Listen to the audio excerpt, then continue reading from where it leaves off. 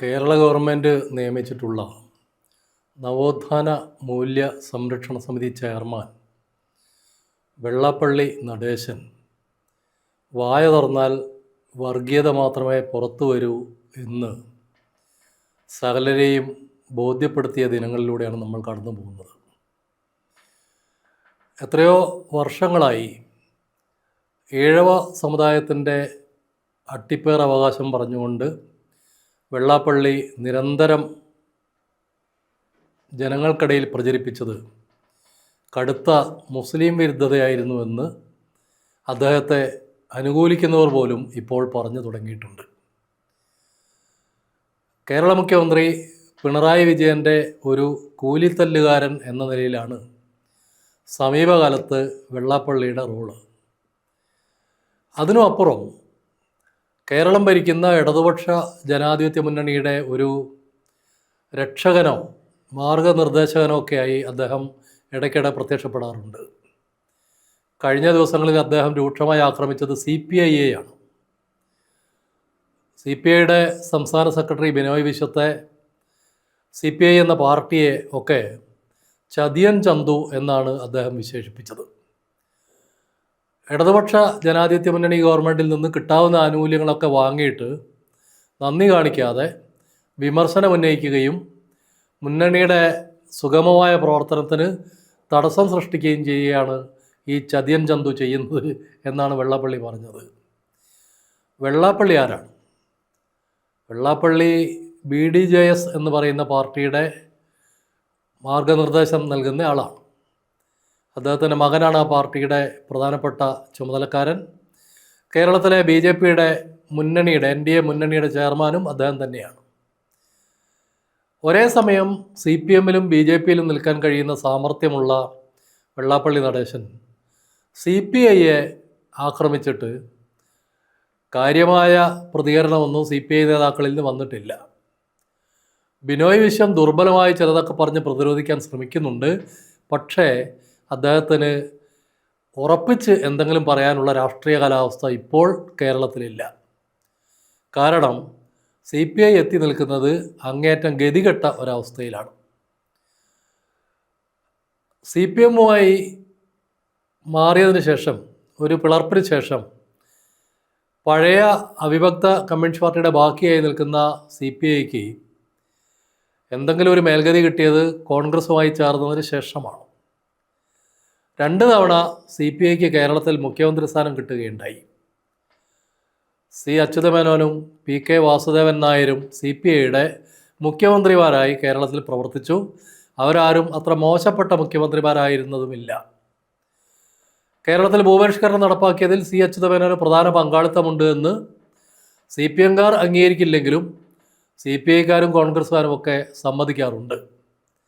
ഒരു മുഖ്യമന്ത്രി സ്ഥാനം ഒഴിഞ്ഞുകൊടുത്തിട്ട് PK വാസുദേവൻ നായർ രാജിവെച്ചിട്ടാണ് ഇടതുപക്ഷ ജനാധിപത്യ മുന്നണിക്ക് അടിയന്തരാവസ്ഥയ്ക്ക് ശേഷം CPI രൂപം നൽകുന്നതും അതിനുശേഷമുള്ള കാലത്ത് വലിയ രാഷ്ട്രീയമായ തകർച്ചയിലേക്ക് കടന്നു പോകുന്നതും. CPIയുടെ ചെലവിൽ CPM വളർന്നു എന്നതല്ലാതെ വിശേഷിച്ചെന്തെങ്കിലും മെച്ചം CPIക്കാർക്കുണ്ടായതായി തെളിവുകളൊന്നുമില്ല. ഇന്നാകട്ടെ CPM ഉണ്ടാക്കുന്ന പുലിവാലുകൾ, CPMന് ജനങ്ങളിൽ നിന്ന് നേരിടേണ്ടി വരുന്ന തിരിച്ചടികൾ, അതിൻ്റെയൊക്കെ പാപഭാരം CPIക്കാരും പങ്കിടേണ്ടി വരുന്നുണ്ട്. ബംഗാളിലും ത്രിപുരയിലും സംഭവിച്ചതുപോലെ ഇടതുപക്ഷ ജനാധിപത്യ മുന്നണി എന്ന് പറയുന്ന തട്ടിക്കൂട്ട് സംഗതി കേരളത്തിലും അവസാനിക്കാൻ പോവുകയാണ് എന്ന ഭീതി CPIക്കാരെ സംബന്ധിച്ചുണ്ട്. പക്ഷേ അവർക്കതിനെ തടയാനുള്ള വഴികളൊന്നുമില്ല. കാരണം പിണറായി വിജയനെ പോലൊരു മുഖ്യമന്ത്രിയോട് നേർക്കുനേരെ കാര്യങ്ങൾ പറഞ്ഞ് അദ്ദേഹത്തെ തിരുത്താനുള്ള ശേഷിയൊന്നും ബിനോയ് വിശ്വത്തിനില്ല, D. രാജയ്ക്കുമില്ല. CPI പൊതുവിൽ CPMൻ്റെ അടിമക്കൂട്ടം എന്നതിനപ്പുറം എന്തെങ്കിലും ചെയ്യാൻ കഴിവുള്ളവരല്ല. ഇത് നന്നായിട്ട് അറിയാവുന്നതുകൊണ്ടാണ് വെള്ളാപ്പള്ളി നടേശൻ ബിനോയ് വിശ്വത്തെ അതിരൂക്ഷമായി ആക്രമിച്ചത്. കണ്ണും മൂക്കും ഇല്ലാതെ ആക്രമിക്കുകയാണ് ചെയ്തത്. മാത്രമല്ല, ഇത്രയൊക്കെ ധാർമ്മികത പറയുന്ന ബിനോയ് വിശ്വം തൻ്റെ വീട്ടിൽ വന്ന് പാർട്ടി സമ്മേളനത്തിന് വേണ്ടി പിരിവ് ചോദിച്ചപ്പോൾ 1 ലക്ഷം ചോദിച്ചപ്പോൾ താൻ 3 ലക്ഷം എടുത്തു കൊടുത്തു എന്നുവരെ വെള്ളാപ്പള്ളി പറഞ്ഞു വെച്ചു. വെള്ളാപ്പള്ളി എന്തൊരു പിശുക്കനാണ്! കോഴിക്കോട്ടെ മലബാർ ഗോൾഡ് പോലെയുള്ള വലിയ സ്ഥാപനങ്ങൾ, സ്വർണ്ണ വിൽപ്പന സ്ഥാപനങ്ങൾ ഒന്നും ചോദിക്കാതെ തന്നെ 1 കോടി CPM എടുത്തു കൊടുക്കുന്ന കാലത്താണ് വെള്ളാപ്പള്ളി ഈ 3 ലക്ഷത്തിൻ്റെ കണക്ക് പറയുന്നത്. MA യൂസഫ് അലിയും രവി പിള്ളയും ഒക്കെ കൊടുക്കുന്ന കോടികളെക്കുറിച്ച് CPM നേതാക്കൾക്ക് ധാരണയുണ്ട്. വെള്ളാപ്പള്ളിക്ക് അത് അറിയാത്തതല്ല. അതൊന്നും CPIക്കാരെ പ്രലോഭിപ്പിക്കുന്ന കാര്യങ്ങളെയല്ല. പക്ഷേ ബിനോയ് വിശ്വം മറുപടി വല്ലതും പറഞ്ഞോ? അദ്ദേഹത്തിന് ഈ 3 ലക്ഷത്തിൻ്റെ കണക്ക് വെച്ചിട്ട് എന്തെങ്കിലും ഒരു മറുപടി പറയാൻ സാധിച്ചോ? ഒന്നും കഴിഞ്ഞില്ല. അതിനർത്ഥം രാഷ്ട്രീയമായി ദുർബലപ്പെട്ടു പോയ CPIക്ക് ഇനി വെള്ളാപ്പള്ളിയെപ്പോലുള്ള പിണറായി വിജയൻ്റെ കൂലിത്തല്ലുകാരുടെ മർദ്ദനമേറ്റ് കഴിയാൻ മാത്രമേ സാധിക്കൂ എന്നാണ്. ഇന്ത്യൻ രാഷ്ട്രീയത്തിലെയും കേരള രാഷ്ട്രീയത്തിലെയും അരുണശോഭ എന്ന് അവകാശപ്പെടുന്ന CPI എത്രമാത്രം ദുർബലപ്പെട്ടു പോയി എന്നതിന് ഇതിനേക്കാൾ വലിയ ഉദാഹരണം ആവശ്യമില്ല. അവരെ സംബന്ധിച്ച് ഇനി CPMൻ്റെ കൂടെ നിന്ന് ഇടതുപക്ഷ ജനാധിപത്യ മുന്നണിയെ പോഷിപ്പിക്കുക എന്ന ജോലി നിർവഹിക്കുക അസാധ്യമാണ്. കാരണം ഈ കപ്പൽ മുങ്ങിത്തുടങ്ങിയിരിക്കുന്നു. LDF എന്ന് പറയുന്ന കപ്പൽ മുങ്ങിത്തുടങ്ങിയിരിക്കുന്നു എന്നാണ് കഴിഞ്ഞ തദ്ദേശ ഭരണ സ്ഥാപനങ്ങളിലേക്കുള്ള തെരഞ്ഞെടുപ്പിൽ ജനങ്ങൾ ബോധ്യപ്പെടുത്തിയത്.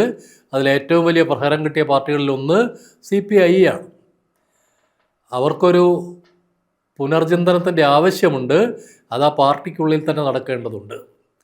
തീർച്ചയായിട്ടും വെള്ളാപ്പള്ളി ആ ഒരു ചുമതല CPIക്കാരെ ഏൽപ്പിക്കുന്നുണ്ട്. കേരളത്തിൻ്റെ ചരിത്രത്തിലും ഇന്ത്യയുടെ ചരിത്രത്തിലും ജനാധിപത്യ മതനിരപേക്ഷ പ്രസ്ഥാനങ്ങൾക്കൊപ്പം ഉറച്ചു നിൽക്കും എന്ന് പറയാൻ CPIക്ക് കഴിയണമെങ്കിൽ അവർ സംഘപരിവാറിൻ്റെ B ടീമായി മാറിക്കൊണ്ടിരിക്കുന്ന വെള്ളാപ്പള്ളിയുടെയും പിണറായി വിജയൻ്റെയും ഒക്കെ മുന്നണി ബന്ധങ്ങളിൽ നിന്ന് രക്ഷപ്പെട്ട് പുറത്തേക്ക് പോവേണ്ടതുണ്ട്. അതിനുള്ള ആർജവം ബിനോയ് വിശ്വത്തിനുണ്ടാവുമോ? ആ പാർട്ടിയിലുള്ള മറ്റു നേതാക്കൾ അത്തരമൊരു നിലപാടെടുക്കാൻ തയ്യാറാവുമോ എന്നൊക്കെ നമുക്ക് കാത്തിരുന്ന് കാണേണ്ടതുണ്ട്.